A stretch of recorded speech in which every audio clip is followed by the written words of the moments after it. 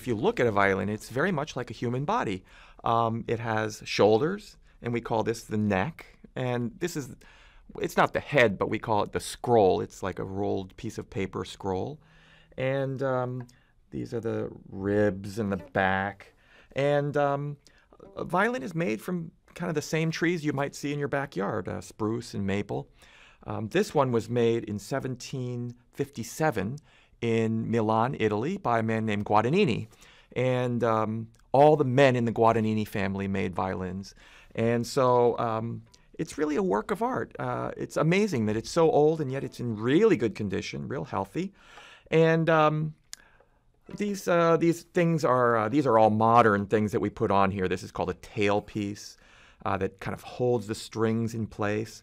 This is, well, it looks like a bridge, and that's what we call it. It's a bridge. This is a board where we put our fingers, so it's called a fingerboard. And this is where I rest my chin, so we call it a chin rest.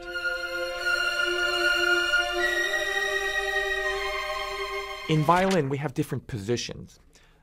The one that's furthest away from me is first position. And then I have second position, third position, fourth position, fifth, sixth, seventh. I go up to about eighth position or so.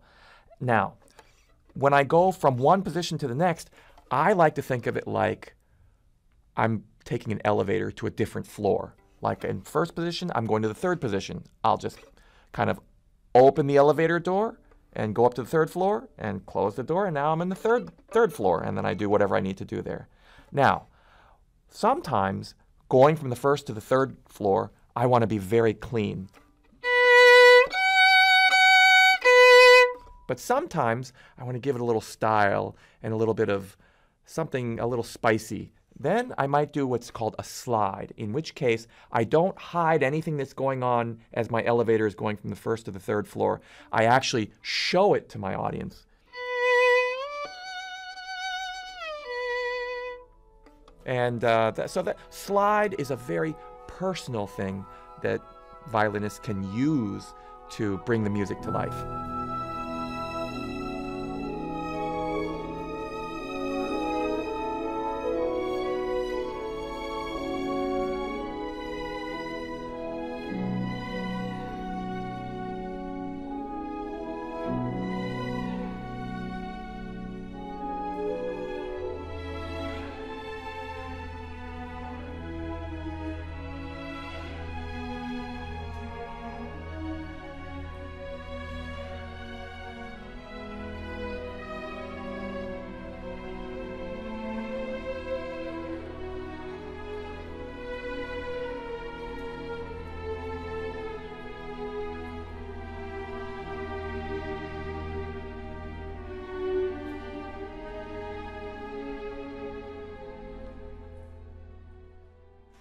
Concertmaster is basically the quarterback of the team. The head coach is the same thing as the conductor. They really control everything that's going on. But my job as concertmaster is to kind of read the mind of the conductor, what their wishes are musically, and try to transmit that to my colleagues through facial expressions, body motions, maybe the tilt of my head, maybe the way I move the bow.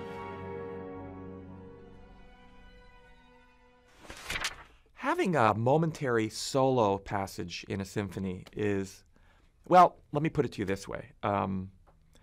I read an article in the paper recently where they put heart monitors on firemen.